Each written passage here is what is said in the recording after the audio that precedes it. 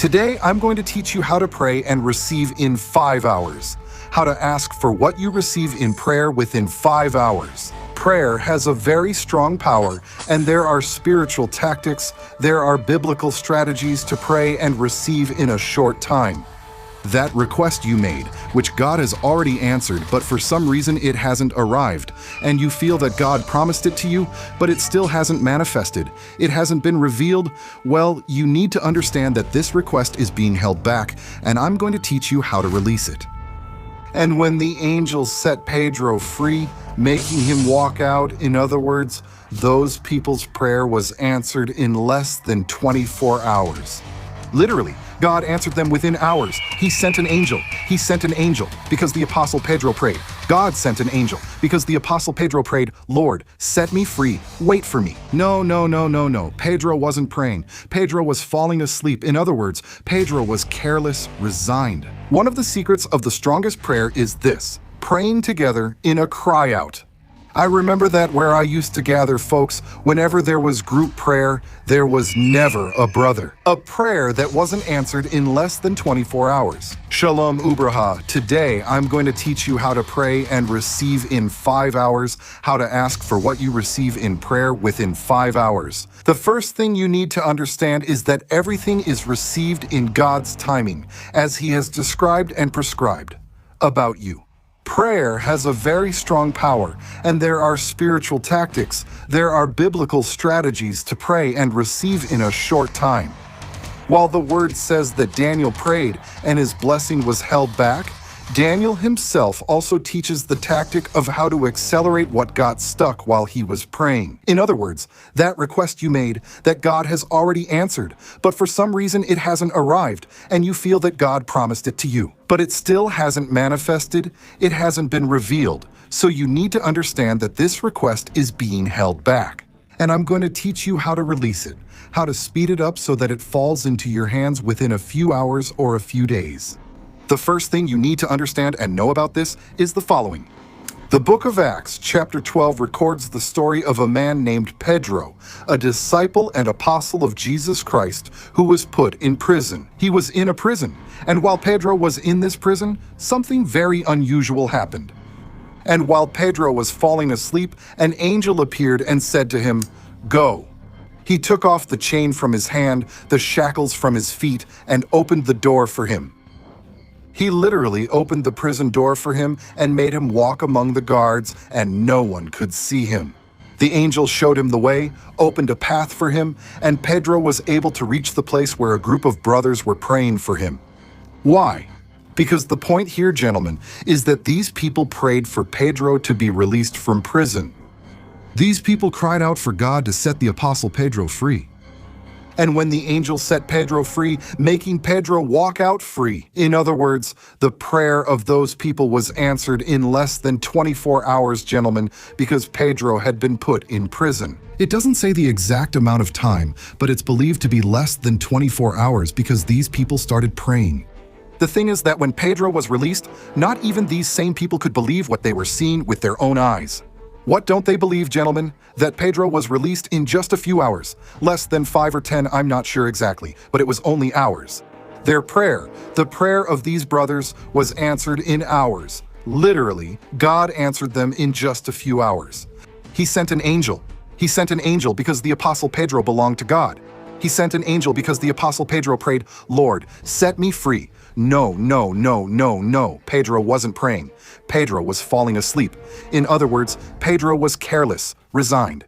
Anyone who is falling asleep to something is because they have already resigned themselves, because they are already comfortable. They have made that place where they are falling asleep a comfort zone. So, it was other men and women of God who had to pray for Pedro so that Pedro could get out of there, because Pedro was, I repeat again, he was resigned. You don't fall asleep in a place where you don't feel resigned. You don't fall asleep in a place where you don't feel comfort and ease. It becomes uncomfortable for you and you won't fall asleep. You can't get to sleep because your body won't relax. In short, Pedro had given himself up to the problem. Pedro saw his situation as a dead end, a situation with no way out and no escape.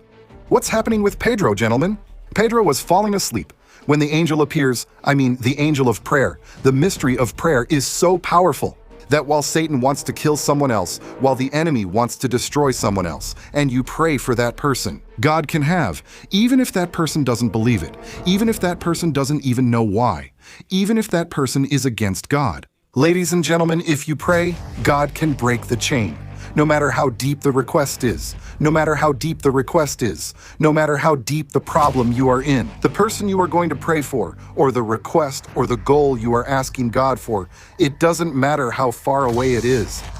The mystery of prayer is about believing when you pray. What about so many people talking about prayer, but not going deeper into the true mystery of prayer? What is the mystery of this occasion? The mystery of this occasion is the secret, gentlemen, to receive on time Pedro, the miracle that came to him, that angel who opened the prison door for him, who brought him out of there. Brother, that was more than a miracle. I would say it was a wonder, because brother, that was practically impossible. They were watching him closely. Do you know what the mystery of prayer was? Do you know what the secret of prayer was for this to happen?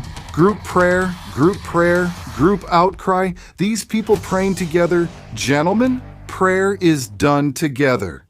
And they made a request, and an angel, gentlemen, was sent because of that request.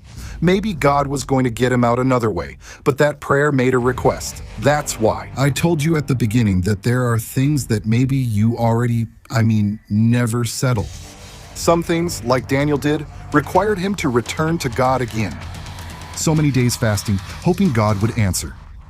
Do you know what the answer was, gentlemen? It was a vision, a revelation that Daniel waited and prayed for because it wasn't coming to him, and Daniel waited several more days. Lord, what happened? Where is the revelation about our future? Lord, you must tell me what will happen to us. Give me that rhema, please. The Lord said, look, there's the angel bringing you the rhema. He took a long time, several days, because they were holding him back. In other words, this relates to the objective of what you are asking God for in prayer. Often, it's not that God doesn't want to answer or hasn't answered. You've already received an answer. But many times it is held back. Listen carefully. It is held back by a principality. It is held back by a demon, by opposition. Listen carefully against what God wants to give you. You might ask, can the devil prevent God from giving me something? Yes, in case you didn't know. Yes, you have to learn to do spiritual warfare. This is where the part of spiritual warfare comes in. And in spiritual warfare, gentlemen, everything goes. And there will be demons, there will be principalities, hosts of darkness, powers of evil that will try everything so that you don't get what God said is for you. Listen, this video is really good. Give it a like and share it, please. I'm teaching you tactics. Subscribe to the channel if you haven't subscribed. I'm teaching you real tactics, real mysteries of prayer, gentlemen. There are people who have told me, I'm going to make another video. That's a topic for another video about speaking in tongues. That's a topic for another video. There are people who ask me, how is the prayer, gentlemen, of speaking in tongues? Can you pray? Of course you can in tongues. And it's an intimate prayer with the Lord. The demons can't discover it. You're speaking a language that is mysterious to God. But here the strongest thing is it's not speaking in tongues, because the one who speaks in tongues, gentlemen, edifies himself. Are you strengthening yourself when you speak in tongues? Here the key is that when you ask, you believe that when you ask, you embrace what you already believe God has given you. Do you know what the mystery of prayer is? More than believing, I repeat. It's praying together. It's praying for something, but also getting other people to help you pray. That's why I know many preachers do this, brother. I inherited this. I took it from men of the past, like Luis Urbaez, Gigi Avila, William Brahan, Catherine Kuhlman, Gigi Avila, gentlemen, men of the past, Tommy Hills. They had, brother, a bunch of elderly men and women always praying for them. 24 hours of prayer. 24 hours, brother, amen. 24. If I had to give an offering, I would give it only for 24. One leaves and another comes in. 24 hours praying for the man of God. Why? Because that's necessary, gentlemen. That's one of the mysteries of prayer. Prayer together. I repeat, Pedro wasn't expecting this. Pedro didn't even know this was going to happen. Pedro had already resigned himself. I repeat, he hadn't spoken with the Lord. Why? Because in Pedro's mind, everything was practically, brother, lost. Let God's will be done, and he went to sleep there, and brother, he didn't let anything disturb him. But suddenly the angel appears. Hey, wake up, come, follow me, brother. He set him free. And when Pedro arrives where, folks? To the place where the prayer is, where the brothers are, and what happens with the brothers? They can't believe what they're seeing. Why? Because Pedro, there's a sister who says, Pedro is out here, and the brothers say, no, that's not Pedro, that's a ghost. But it was Pedro. What happens, brother, is that people don't know the power of prayer. People don't know what the power of prayer together means. A people, brother, praying for something. Believe me, the next day they will have an answer, because that's something very powerful. Ladies and gentlemen, when a people come together, ladies and gentlemen, where 2 or 3 are gathered in his name, the Bible says he is there. One of the secrets of the most powerful prayer is this: prayer together in supplication. I remember that where I used to gather, ladies and gentlemen, whenever there was group prayer, there was never a brother missing. A prayer that wasn't answered in less than 24 hours. When prayer chains were made, the brothers, and not just where I used to gather. I went to several places and participated in prayer chains, praying for something specific. And the prayer chain would end. The prayer had already been answered. Brother, tremendous miracles, big requests, brother, and they happened. Why? Because that's the power of prayer. A lot of people don't know this. Unfortunately, nowadays there are many people who are just idle. They spend their time on the internet criticizing, commenting. Are they just a keyboard away from typing the first nonsense Satan suggests? And they've never experienced what the power of prayer is. Spending hours on their knees before God, talking with the Lord. And what you ask God for? I repeat, believing that He will do it, He will do it. That's how prayer works. I'm repeating to you. Here, I'm giving you the codes to receive in hours, to receive in days what you've already asked for. First point, know in which direction you are asking. Let it be for the glory of God.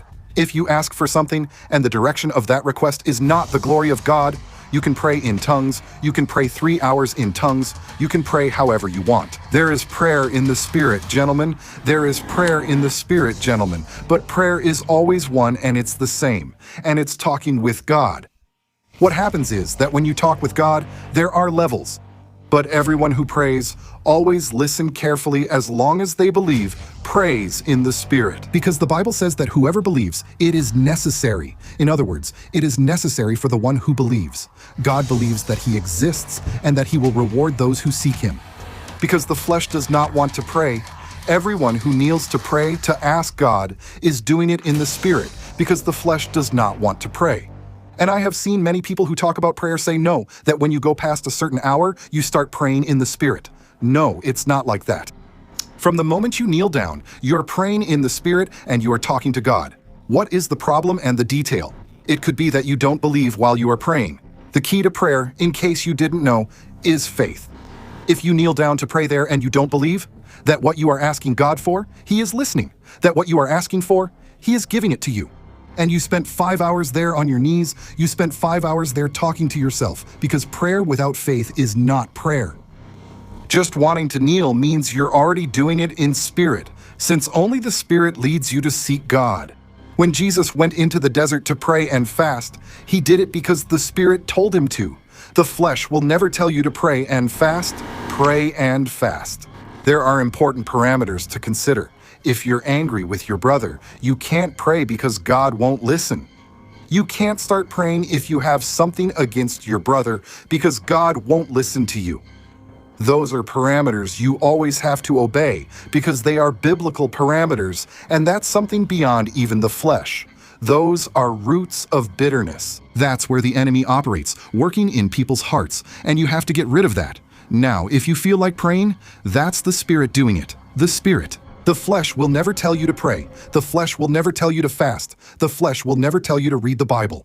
That's your spirit that's hungry and thirsty to connect with God, because your spirit is designed to be a spiritual being, and its hunger and thirst is to seek God. And it will demand it from you, because you are also a spirit. You are not just soul and flesh, you are a spirit.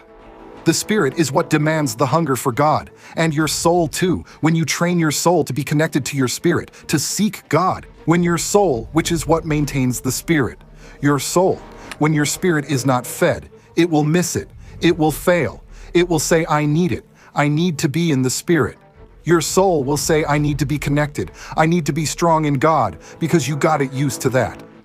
And in fact, that connection between your soul and your spirit will. Just like the flesh, your soul, your nature is also connected to the flesh, and the flesh will also ask you. You understand? But also the spirit, because you are also connected. The spirit and your soul will say, I need to seek God, but your flesh will also tell you, I need to do this. So, in the end, you will have the final say. I repeat, neither the spirit nor the flesh get along. Now then, this is the mystery of prayer. How do you pray to receive an answer to your prayer within hours? Together, praying with faith is important. When prayers focus on God's glory, remember, you may not receive because you ask with the wrong motives. You ask so you can spend it on your pleasures. The key detail in prayer is to ask, directed toward the glory of God. Let everything you ask for be to glorify God, not to spend on your own pleasure or for your own glory. Because then it will take a long time, and sometimes it won't even come to you, because God doesn't work that way. What is the key to praying in the Spirit? Praying in the Spirit is not just about the hours, but about praying in the Spirit. I repeat, it has to do with the level of faith that you put in at the moment. I know people who pray more than I do, but when it's time to preach, on an altar or at a campaign, not even a fly moves. Yet I, the least among them, go to those places. And as you can see in our videos, the deaf see, the deaf hear, the mute speak, the blind see, the paralyzed walk. Miracle, brother. Oil starts coming out of the walls and overweight people start losing weight. Brother, molar with plating, molars filled with gold, with platinum. Those are miracles, brother, that happen daily almost in our ministry every time we minister. But why is it that if there are people who pray more than I do, they don't see that? They don't even see, not even 1% of that. Do you know why this happens, brother? I say it for God's glory. He does things for the reason I'm telling you. Because praying in the Spirit is not about praying for 5 hours, nor is it about God. Praying in the Spirit is praying connected and directed toward the glory of God, believing that God's dealings will also be reciprocal, because it is necessary that the one who wants, says that he wants, believes that he exists, and that he will reward those who seek him. Many people struggle because they don't believe God can do it or don't know how to pray according to their calling, which is itself a calling. In case you didn't know, you can't operate in something that God didn't call you to, because then you won't have support and you'll be operating illegally, because that's not your assignment and that's not your area. Therefore, God gave different gifts. All are from the Spirit. All are for the same purpose, the salvation of souls, the edification of the church. But not everyone has the same thing. The word in Corinthians says so. To one he gave miracles, to another the word of faith, and to another the gift of knowledge. To another they gave prophecy, to another they gave tongues, to another they gave interpretation of dreams and tongues, to another they gave, brother, the word of wisdom. In other words, everyone has an area. Maybe I don't handle the word like others do, maybe others don't handle it, brother. The prophetic, the miracles, the deliverances, the wonders, as the Lord has allowed me. But why does that happen? Because God, brother, has wanted it that way. And the gifts are His, and He is the one who gives the grace, and He is the one who gives the authority to whomever He wants. If God called you with the word of wisdom, you can't force yourself to operate in miracles, because you'll end up embarrassed. Why? Because you don't have that gift, because that's not your assignment. If God called you as an evangelist, you also can't try to become a prophet, because that's not your assignment.